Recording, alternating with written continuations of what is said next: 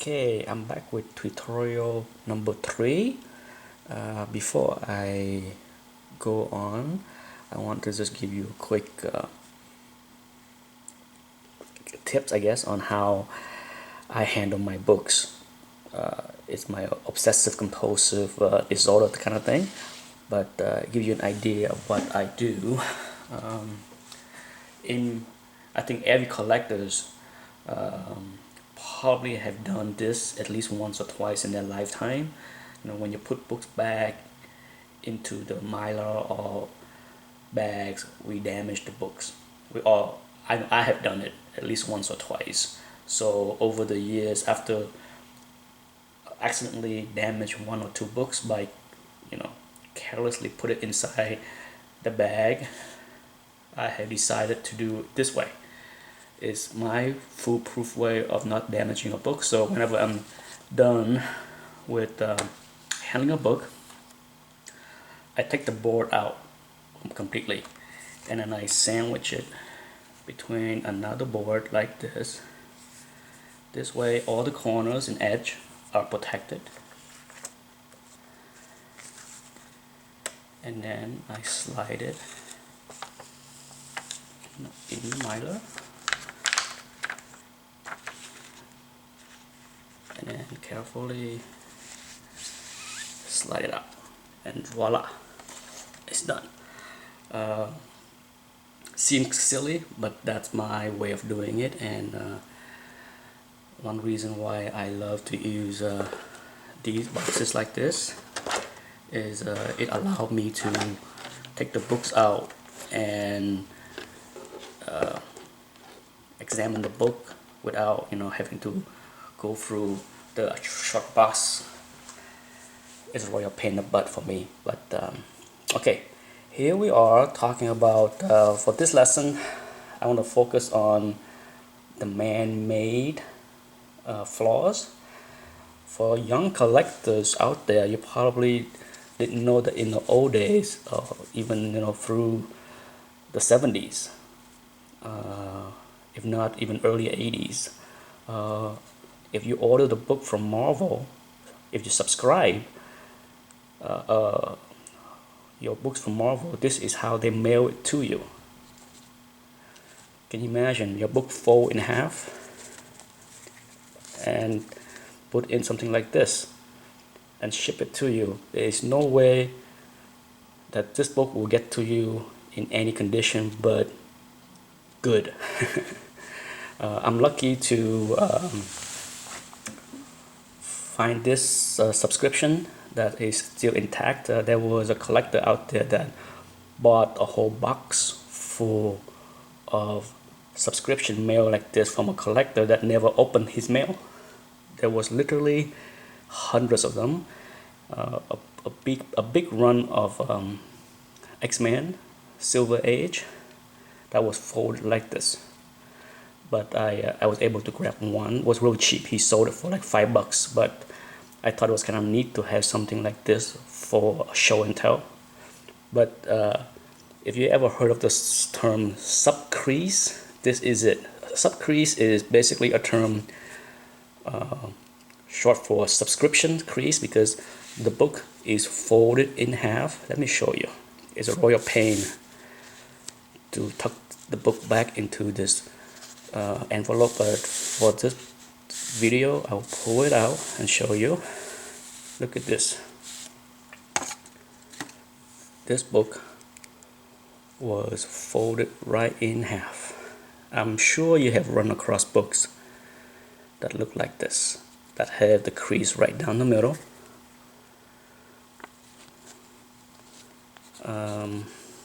Often people will press this book out so that it's flattened, but there's no way to remove all the damages that you see here like this. Look at this book.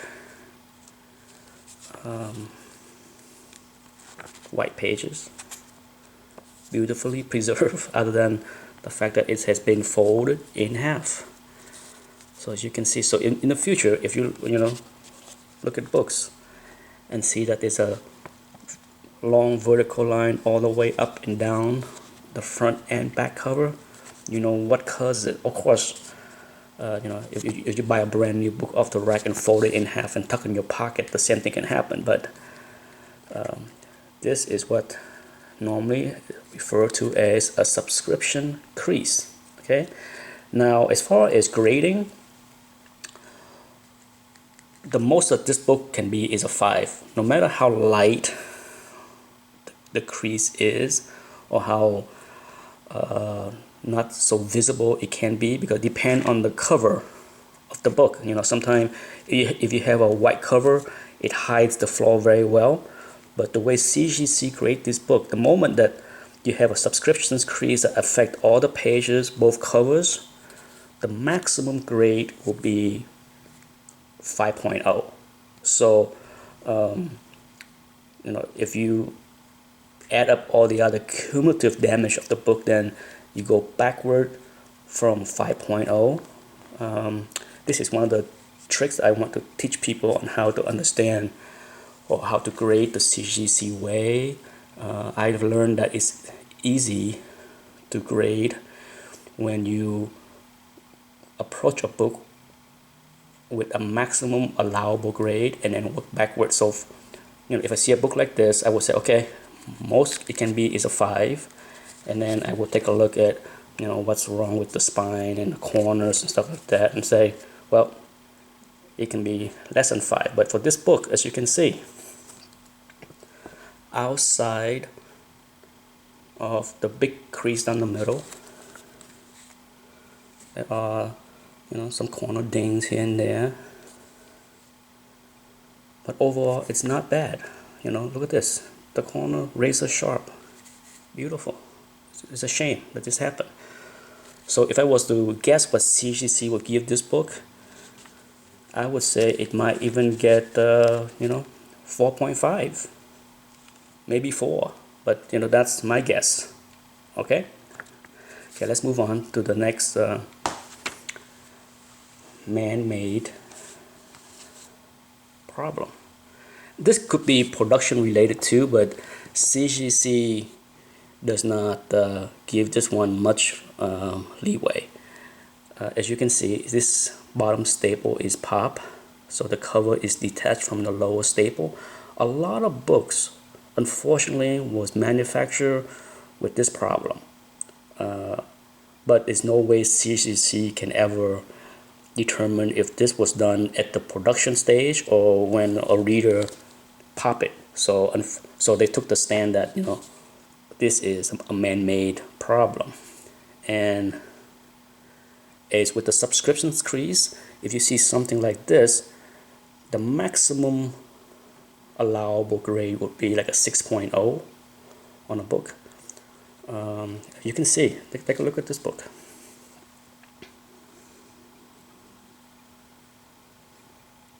It's a really sharp book. There's very little flaws on this book.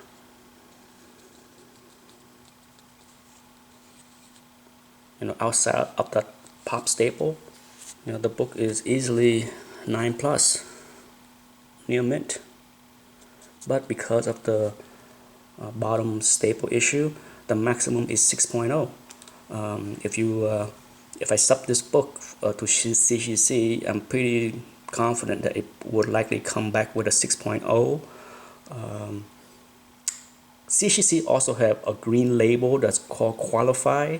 I'm not a big fan of Qualify grade, because what they do is they would look at this book and they would say, well, if the staple was not detached at the cover here, it would be 9.2. So you might see this in a green label book, let's say 9.2, as well as a note on a label that say covers detached at the bottom staple. To me, that's silly. I don't deal in the world of if, but that's the CGC way. Okay, they also do that with a lot of books that are missing coupons or missing something inside. They would give it qualified grade as if the missing information or page or panels inside does not affect the story. Next area I want to touch on, which I already showed this book before, is writing inside. writing inside does not bring down the grade to the book that much, if any. I think the only time where it will hurt the grade of the book is if someone uses a really heavy marker that bled through multiple pages, then CCC might bring it down, or likely will bring it down maybe one grade level. But for books that have a single handwritings or scribble like this, it's not a big deal. There's plenty of 9.6, 9.8 books out there that have people handwriting inside it, so they don't really downgrade because of that.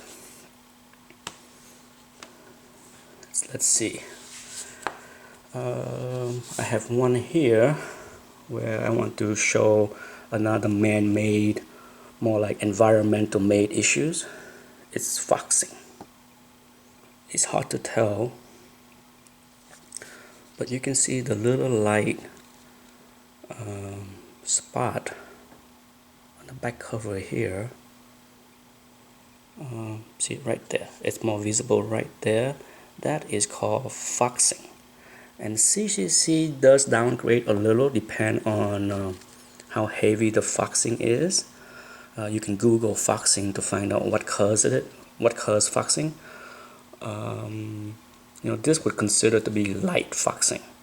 I have seen many light foxing books in 9.4 slabs, so I know that if they get downgraded, it's not much at all, because there was other flaws in those books that knock it down to 9.4, not just the foxing. But if you have heavy foxing, it may knock the grade down maybe one level, but that's it really. It's not. It might not be pleasant to look at, but it's not something that can bring a book down 2 or 3 or 4 levels because it has foxing.